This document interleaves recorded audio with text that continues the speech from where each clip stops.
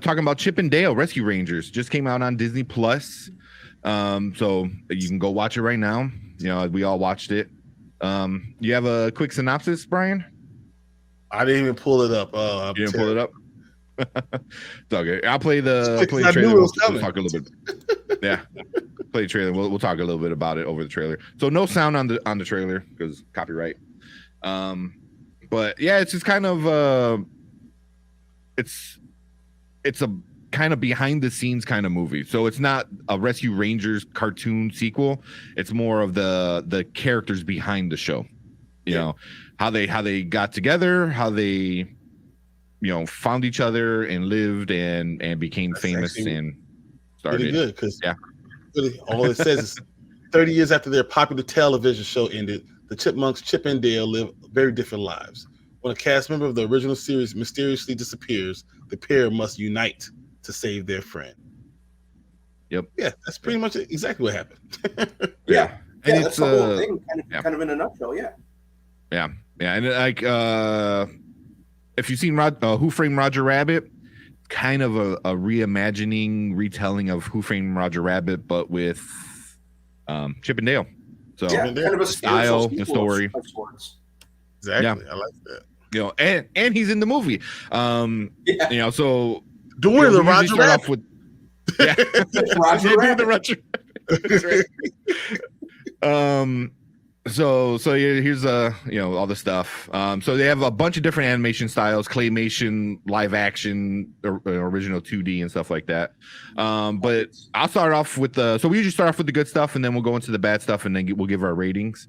So I'll start off with the good stuff that I know all you guys have. Was the cameos. Holy crap, the cameos were amazing. I don't know, what do you guys think about some of the cameos? Oh, I thought they were great. Cameos that I didn't even expect. I mean, hell, Ugly Sonic.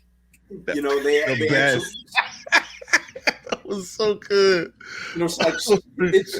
It's good that something that they were able to utilize Ugly Sonic for something. So it wasn't a total waste. Right. The several Seth Rogen character cameos were funny. That then he was Pumbaa and he was Mantis. And he was the Blob and from. He was Bob. He was Bob. Yeah, you're right. Yeah. Oh man. Yeah. I'm actually Simmons. probably gonna have to watch it again at some point just to pick up on even more of the Easter eggs. Like the Easter eggs were one of the high points for me. Oh yeah. Like nearly every scene or every scenario had some kind of Easter egg, so that was really clever.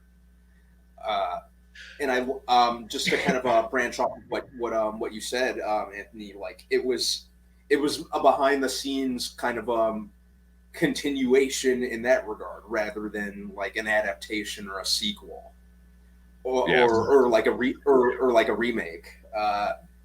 And I do just want to say I knew that I was in good hands with this movie because originally I had no interest in even watching it. Like it was so under my radar that originally I wasn't even going to pay it any mind. I was going to watch something else until I saw a lot of people talking about it. And I think the moment that I knew that it was in good hands was when, one, it opened with a Tenacious D song.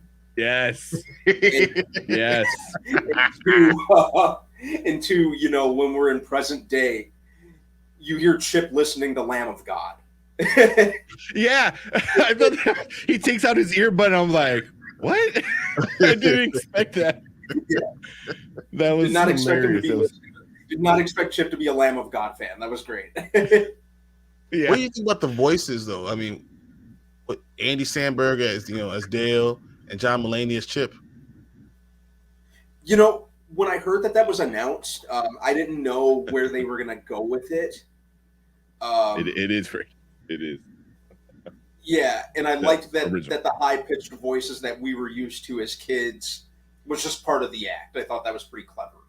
That was very clever because who the hell wanted to watch a whole movie with them that high-pitched voice like that? I would have thrown a shoe at my TV. Yeah, I like that it came back though. Like as they were arguing, it started and it went up to the high pitch. And it was like, It was funny. Yeah, that was cute. I like that. Yeah, I like that they didn't do the high pitched voice helium voices the entire movie because the Alvin and the Chipmunks movies unfortunately inflicted that on us already. That was funny though. That Alvin and Chipmunks were like the other ones they're looking at like the whole time, like these stupid chipmunks. Like they're ruining it. They went 3D and live action. Yeah, yeah. But yeah, Mulaney and Sandberg were pretty. It was out. They were very Mulaney and Sandberg. Yeah, but it worked in this context. When I heard like the Lonely Island guys are doing this, I'm like, I kind of had a feeling that it wouldn't be like a straight adaptation or redo of the original series. It was going to be something kind of self-aware and meta, like Popstar or what was the other one they did? I'm trying to think. Didn't they do something before Popstar? Hot Rod. Yeah, yep. Oh my god, I forgot about that movie. Yeah. With Andy Samberg. Yeah. And Akiva Schaffer directed it. So I was very happy with the route that they went. It's probably the best route they could have went with it. Yeah, so, I mean, those were my hot points. Yeah. What about you, Brian? Anything else? I don't know. I thought it was, you said the cameos, it said J.K. Simmons as Captain Putty. I liked that. I thought it was really well. Will Arnett.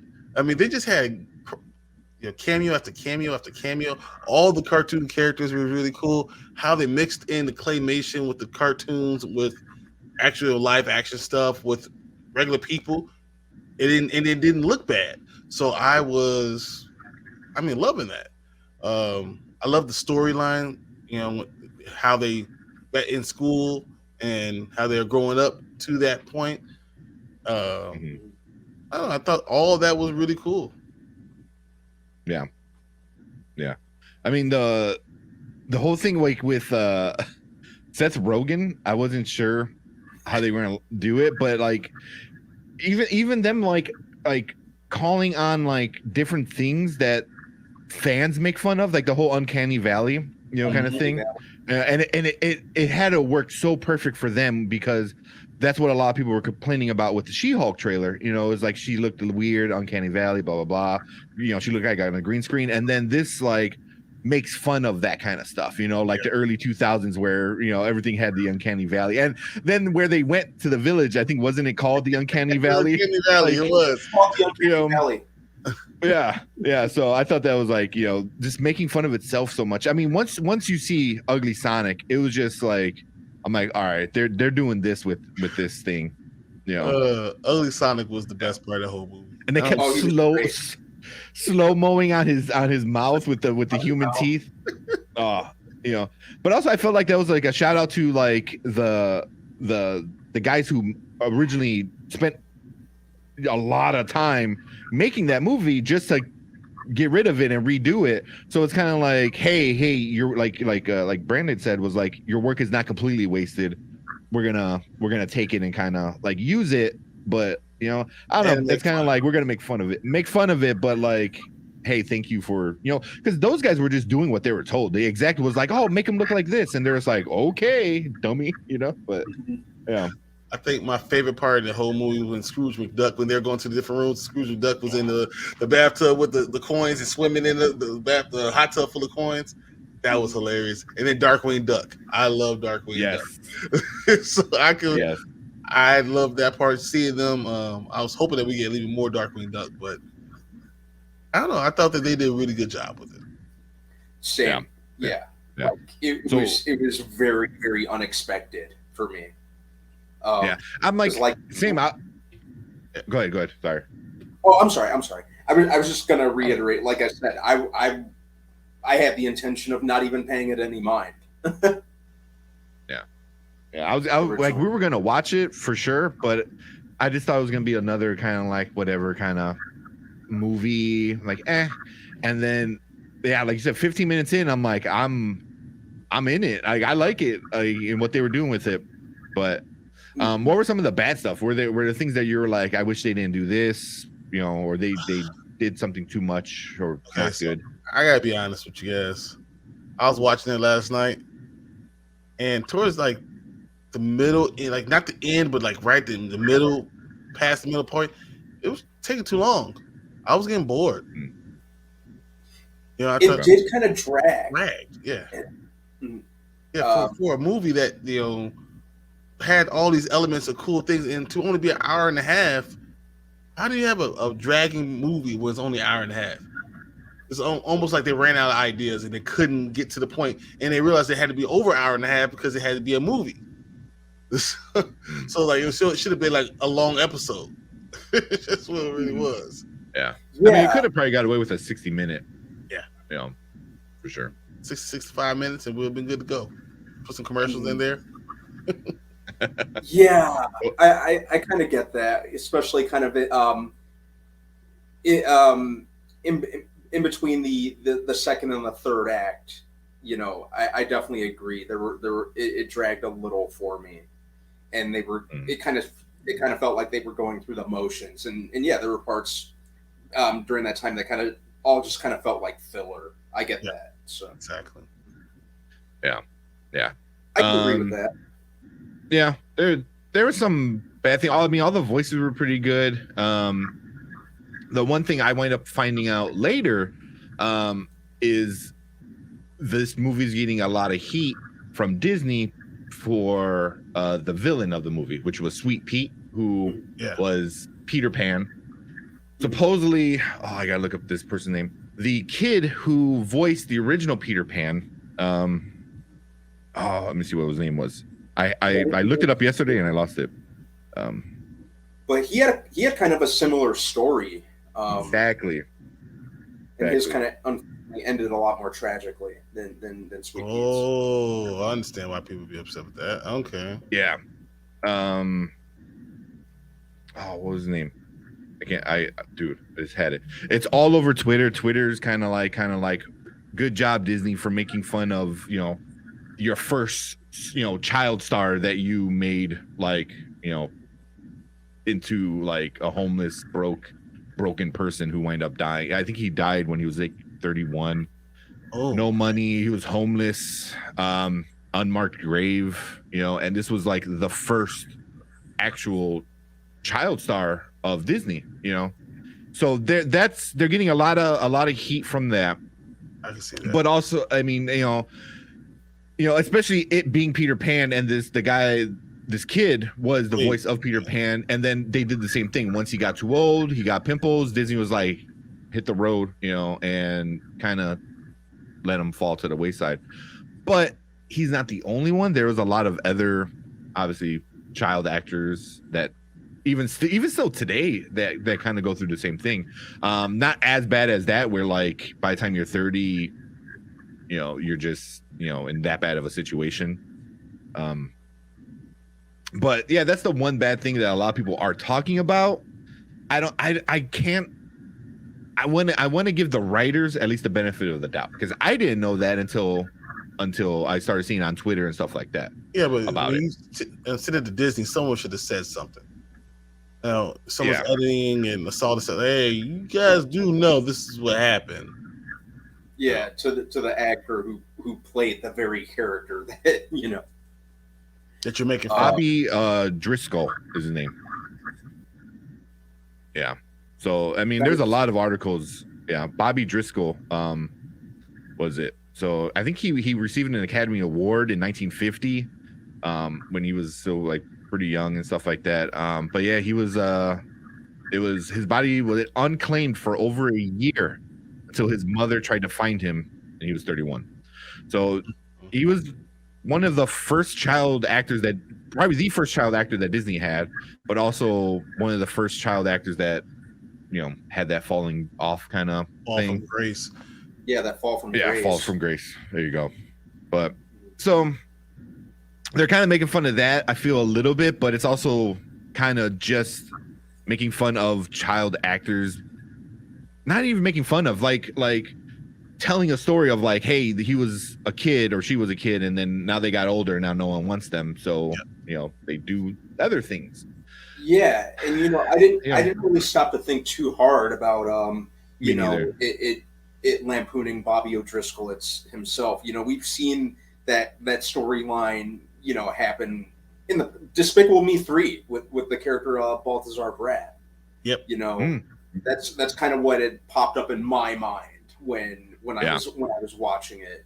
It didn't really register until you guys. Dale, you know, being that star, and then all of a sudden trying to branch off on your own, and then only living that same thing over and over again. You know, only collecting all the memorabilia about the time you were great. That's he was doing the same thing. You know, living in the past, the good old days. So you know, and then you see Chip doing his own thing, selling insurance or whatever the heck it was. Yeah. So yeah. I mean, I'm looking right now. So I know Bobby Driscoll, he was one of the first actors placed under contract by Walt Disney. For what it is, he was the lead child in Song of the South, which is never seen ever again. Like Disney wants to pretend that never happened. Yeah. It was also Treasure Island and So Dear to My Heart, you know, which are, you know, Treasure Island's still kind of a beloved movie in Disney. Was he Jim Hawkins? You know, and then obviously Peter Pan. I don't know. Yeah, he won a special Juvenile Academy Award in March of 1950. So outstanding juvenile actor of 1949. You know. Wow. So, yeah. So that's I didn't know that, and I was looking up the movie to see what like other people were saying about it and blah blah blah. For the most part, everyone loves it, but there are some people that are like, "Hey, why are you making fun of your child actor that you ruined?" Which I could see it, but also it relates to almost every single child actor. Yeah. You know, so and it's just kind of Hollywood, not just Disney. You know, I mean, so. But that was one of the only bad things, and while watching it, I didn't think it was too bad of a thing. It was more of a, after looking back and seeing what people were saying about it, kind of became like oh maybe, but I don't know. I mean, just as on a movie aspect, it didn't ruin the movie for me. I thought it was funny, you know. And then they Sweet Pete, you know, and like his whole thing was like, oh, he took down broken or toys that no one remembers, and then turned it into porta potties, you know, like actual poop, like spots. Yeah. So like that I thought was like funny too. Even the concept of them like, you know, change their face up and put them in bootleg movies. Bootleg movie. Oh my god. The Little Mermaid, it was like the little fish you turned to a human with her friend. Yeah. It was just small fish girl or something to that effect. Oh, it was hilarious. Yeah. I think I saw a list of all the bootleg movies in it. They had the like some of the stuff in the background. So they had like the Gucci, but it was Dobby from Harry Potter. Yeah. The Gucci. You know, I thought that was pretty funny. That's about it. Everything else is something else. But yeah, like I said, I'm definitely gonna have to rewatch it just to catch even more Easter eggs that I'm quite sure that I missed. What's the one character that you love the most? The most. So like, I mean, is it Baloo? Is it, you know, Roger Rabbit? I would say. Oh, I know what I'm gonna say. Yeah, you guys go first. I'm still kind of. You go first. I guess it really isn't just one character. I like that they made Zipper and Gadget a couple. That was awesome. That really like threw me off. And then Zipper was voiced by who is it? An insurance guy. You know, the Allstate Insurance, which is funny because Chip sold insurance. Was it Haysbert? Haysbert. Yeah. You know, he just got that voice, and it's like this little fly with this like such a deep, like crazy voice, commanding voice. Yeah. So I thought that was like super funny, and then they had like all their offspring was like a combination of them, which some did well. So much really terrible. Yeah, I enjoyed them together. That was cool. Yeah, that was good. I didn't expect that. I knew they were going to fit into the plot eventually in some capacity, but I didn't expect that. They said they had what, like 42 kids or something like that. Yeah. You want to go, Brian, with your favorite? No, character? I mean mine was the Darkwing Duck. I still love Darkwing Duck. I mean, it'll be close to. It'll be like He-Man and Skeletor. I loved seeing that. But that was good. That was good. Oh, that was good. But Darkwing Duck was my number one. I love it. I'd probably say Lumiere. Lumiere. I thought that was good. And I think it's the kid in me being, like Beauty and the Beast is one of my favorite animated Disney movies, so that's part of the reason. But it was I like the capacity that they fit him in. That was pretty funny. Yeah. Paula Abdul and the cat. That was pretty good. That was good. Way throwback. That was super good. That was really good. Yeah. Here I got here you go. List right here.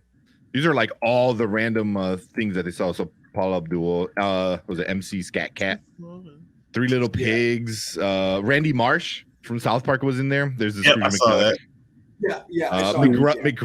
McGruff, the crime dog, when they were in the police station. Yeah, that was funny. Doc McStuffins was in it, and then Pumbaa. Obviously. Then Three Little Pigs here. Roger Rabbit doing the Roger Rabbit. Yeah. Was it the Bath? I don't know what that one is. Yeah. Yeah. Johnny Bravo. Butthead for governor. It was on the bench of the seat, like the bus stop. Oh yeah. All the throwbacks to all the other characters, and then all the parts. Like here, I was just like looking. I was like, oh my god, like Jimmy Neutron hair and just all this like crazy stuff here. That was sad. Yeah, that was. You saw the mustache. I was like, oh. Yeah, I think it was at Mickey's hand right here. So, yeah. So it was so much. This is definitely a movie. I don't know if you guys want to agree or not. It was made for. Yeah, it was made for us, people in their 30s. But it had enough. It had enough to make the kids happy. So like, I don't know how if you watched it with your daughters, Brian. I want to tell you, I watched it with my girls, and one left after like 25 minutes, and the other one was asleep on my lap. Really? Because she didn't care about the characters. All these characters we're talking about, they don't know about any of them. They saw Doc McStuffins once, and that's what they're talking about. You saw Doc McStuffins, and they went and played with the Doc McStuffins toy.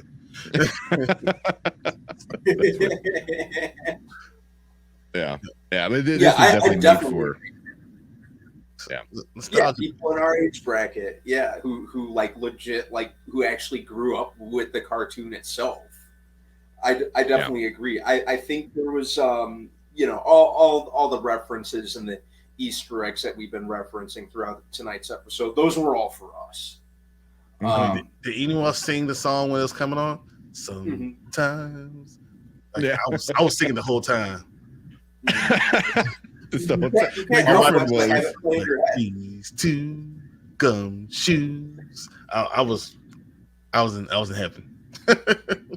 It was. Yeah, I was, and it has a lot of rewatch value, like I've been saying. So I see myself watching that a couple times. I definitely want to watch it a few times. That being said, let's get into our official ratings. Okay. Where we at? All right. So over here at the Nerd Huddle, us Spoiler Kings, we rate things 3 ways. Either it's a watch now, means go drop whatever you're doing, go watch it right now. It's worth watching. Later means wait till it's either out on streaming, or if it's streaming, watch it while you're doing the dishes, clean the house, whatever. No big deal. Never means skip it. It's not worth the time of day. It's not worth it. So that being said, I'll give Brian. Give you first go at it. Right. As far as the review of Chip and Dale, I'm going to rate it a high later. If that makes any sense. Like a later, you don't have to watch it right now. You don't have to drop everything you're doing and watch it right now. But when you get a chance to, watch it. It is great. You're not going to regret it because, I mean, as I said, for us, it's perfect. I'm not saying it's Doctor Strange, it's not Spider-Man, but this is a good, fun show, and it's an easy watch. Yeah. For 90 minutes, it's easy. So, high end of later, still, but still later for me. Okay. So what about you, Brandon? What are you giving this one? I'd say I'm gonna give it a now. Okay. You know, it's very fun, innocent escapism. I think we're in a time where we can all use fun, innocent escapism. Mhm. It placed a permanent smile on my face the entire way through. And you know, I just feel like that's good for everyone right now. You know, whether or not you grew up with it, it's something that can be appreciated and enjoyed. You know, in some capacity. So Yeah. I'm gonna say I'm gonna give it a now. I'm gonna give it a now. Okay. I'm gonna agree with you. I'm gonna say now. Especially if you're a little bit older. If you're like, you know, 30s, maybe even like early 40s, this is made for you. You know, I think they try to get the kids in. Maybe. I think you, Brian, right now you're the only one that I know that has kids that seen it, and you said both of them didn't care about it, For a little bit, which I get. But I can see them trying to like get that crowd. But it was made for us, you know, like definitely, you know, kids who grew up in the 90s. And yeah, for me, it was just like instantly, as soon as it came on, I was like, I kind of reminded me of my childhood. And then it just like did the whole behind the music kind of thing, which was another show that I grew up on. And it was just like, everything was just so nostalgic. Just, and I, granted, it was just like a crime solving movie. It was so good. And it was very predictable, but it also made fun of itself being predictable. Yeah. So that, you Very know, that's funny. Yeah, it was very self-aware, and that was kind of like, it just increases the comedy kind of it, you know, just the whole meta of it. So I'm gonna give it a now. I think if you were born or raised in the 90s, you're a 90s kid, you're definitely gonna love it. I think you're definitely gonna love it. What's the Chip and Dale came in 90, 91 or something like that? 89, I think so. 90, 91, I think. 89? Something, yeah. So you have to be about between the ages of 36 and like 40 to really be able to enjoy this. And that's such a small, I mean, for me, it's fine. But I think that it's usually something that I'll watch doing something else. While doing something else. And enjoy it and laugh. But it's not something that I would go to the movie theater and stop everything I was doing to go see multiple times.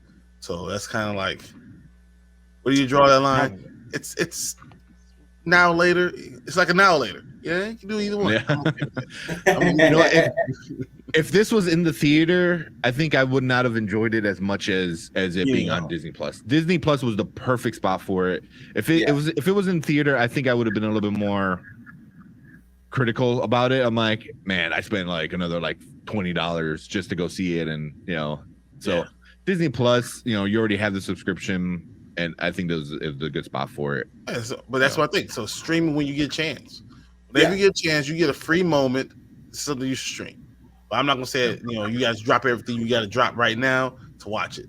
But yeah, it's good. Like it's IMDb has a rating of 7.2 out of 10. You know, so it's literally right smack in the middle. It's a good movie, but it's not like the most epic movie of all time. You know, it's fun. It's a fun. It's just a fun time. It is. Yeah.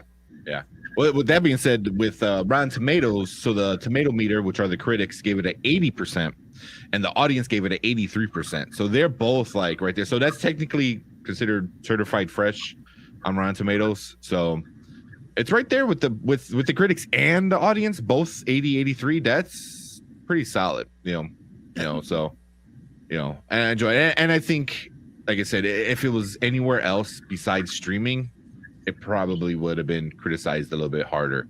But since you could watch it at home, you know, Friday night, that's what we did. Friday night, we sat on the couch and we were like, watch this and watch Jackass 4, and it was awesome. You know, so That's good. So yeah, I was just sitting around on early Saturday afternoon, man, eating lunch and just kind of flipping through my streaming services, trying to get a handle on what to watch. And at that point, I watched pretty much everything else that I wanted to watch or catch up on. I'm like, oh, Chip and Dale. People have been talking about this on Facebook and how good and entertaining it is. Coming soon, if you liked it. I'm like, all right, let me see what this is all about. If I watched it on a Saturday morning with a bowl of cereal, I would have gave it a super now. I'm just letting you know that. If it was sitting there, I was eating some Captain Crunch or some Cinnamon Toast Crunch and watching this, I would give it a super now with a big bowl of cereal. Yes. Yeah. That would be like the best way to do it. Sit on the floor right in front of the TV. If I still look Indian style, I won't be able to get up though. So it's just what just have your girls like push you over until you eventually can roll up. I can't uncross my legs. Oh. My legs anything else? Yeah. Your stuff. Anything else? Before we move on. Super fun. Yeah. Yeah. Just a fun time. Fun, innocent escapism. Yeah. But cool. So if you're watching live, stick around. We'll probably hang out for a few more minutes. If you're watching on replay, appreciate it. Thank you. Drop a comment. Let us know what you thought about Chip and Dale. You know, were you that upset about the Sweet Pete? Or was it just like super fun for you, like how we liked it? Let us know. And then I'm gonna end it with that post-credit scene that Brian was talking about, because how much I don't know about Brandon, I'm assuming, but I love Darkwing as well. Like that was I love Darkwing. Yeah, he was my favorite out of all of them. Darkwing was the best. So I'm gonna end it on this. So if you're watching live, stick around. But appreciate you guys. Thank you for watching, and we'll see you next week. Thanks, guys. Yes, we want Darkwing. We want Darkwing. Say it with me. We want Darkwing. What a load of malarkey.